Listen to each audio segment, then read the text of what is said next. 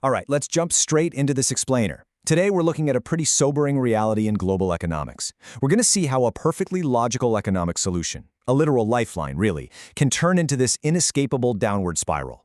This isn't just about numbers on a ledger or distant banking policies. We're talking about the systemic forces that literally trap entire nations and shape the lives of millions. To really get how this system works, we've got to look at the starting point. Imagine a developing country where the economic engine just starts to sputter. The initial growth slows down. Their global exports plateau. Daily productivity just stalls out. But here's the kicker. The expectations of the citizens don't stall. They keep rising. And for the politicians in charge, just sitting back and accepting stagnation? Yeah, that's simply not an option. The sheer weight of these demands is staggering. I mean, even with a slowing economy and shrinking revenues, governments still have to find a way to create jobs for a growing population. They absolutely must build infrastructure to stay competitive, and they have to keep the economy moving forward. Faced with these unyielding, absolute demands, politicians do something that feels completely rational and highly progressive to bridge the gap. They do what feels like a guaranteed solution. They borrow. And you know what? At first, it works brilliantly. It really does. Money flows in from international lenders. New roads get built, connecting isolated cities. Public sector salaries are paid on time, and massive new modernization projects are launched. Economic growth stabilizes, maybe even ticks back up. It feels exactly like progress. Everything seems to be operating just as intended.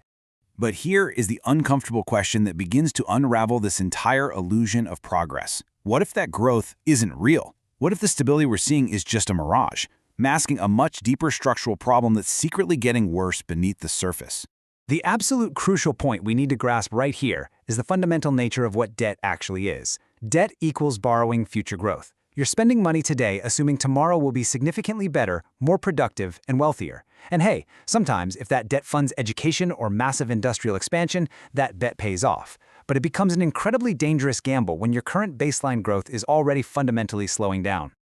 And this is where the trap begins. The sobering reality sets in that this borrowed money doesn't just vanish into thin air. It has to be repaid. And it has to be repaid with interest. That one simple, unavoidable mathematical fact fundamentally shifts a nation's financial reality for years, sometimes even decades, to come.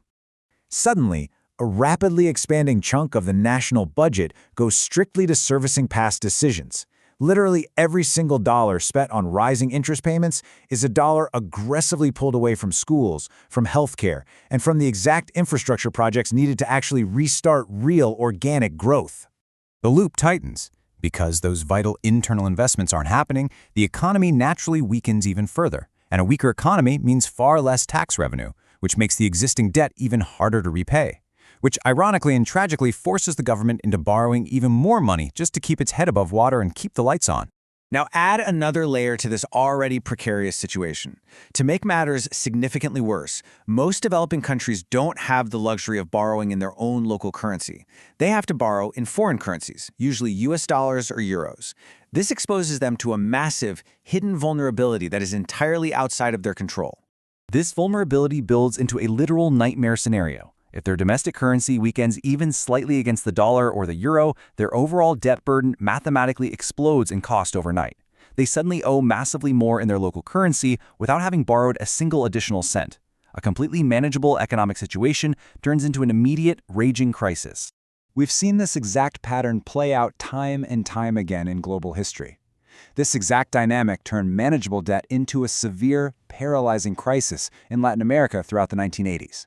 We saw it devastate parts of Africa, and we're seeing it right now in many highly stressed nations today, facing delayed projects, empty construction sites, enforced austerity. Which brings us to a major, pivotal insight for this explainer. Debt crises don't just happen because countries borrow. They happen because growth fails. This is a crucial distinction.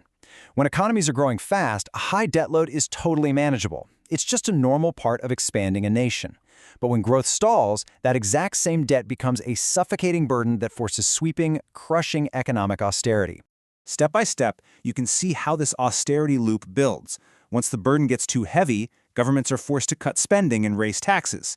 This austerity instantly weakens public services, halts critical infrastructure, and spikes unemployment. And that, of course, causes growth to slow down even further. It is a perfect mathematical downward spiral feeding on itself. At this stage, the initial lifeline is entirely gone. The solution has literally become part of the problem. The country is now trapped in this downward spiral with incredibly limited options. They're backed into a corner, leaving only deeply painful paths forward, like complex debt restructuring, seeking stringent international bailouts, or a catastrophic outright default. Absolutely none of these options are painless. And here's the darkest part of this entire analysis. The psychological and societal toll is absolutely devastating. Because this heavy, looming debt doesn't just constrain the country's future potential, it completely and entirely reshapes the present, day-to-day reality of the nation and its people. Policy choices brutally narrow down to one thing: survival. Decisions inside the government are no longer being made about long-term development, upgrading education, or national transformation. Instead, every single government action is frantically focused on just maintaining access to credit, desperately trying to stabilize the currency, and avoiding total economic collapse. When you connect a poverty trap to historically weak tax revenues, add in huge demographic pressures for basic human services, and combine it with stalled global growth, you realize something profound. Borrowing in these conditions isn't some reckless or irrational choice made by bad political actors. It is an absolute, unavoidable inevitability. They honestly had no other choice. And that is exactly what makes the debt trap so incredibly dangerous and so difficult to watch unfold on the global stage. It doesn't start as a mistake. It starts as a solution. It starts as an earnest way to build schools, pave roads, and give people hope for a modern future. But over time, this initially logical lifeline slowly morphs into an airtight, suffocating constraint that becomes nearly impossible for a developing country to escape. Because when the bill finally comes due for these nations, the true cost is rarely paid in money alone.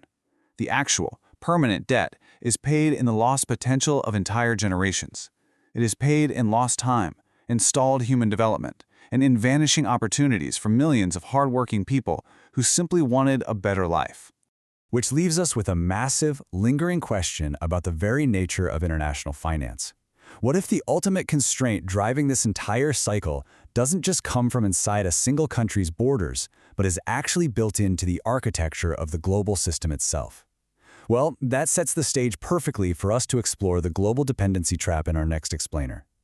Thanks for diving into this complex topic with me, and I'll catch you next time as we keep unpacking the systems that run our world.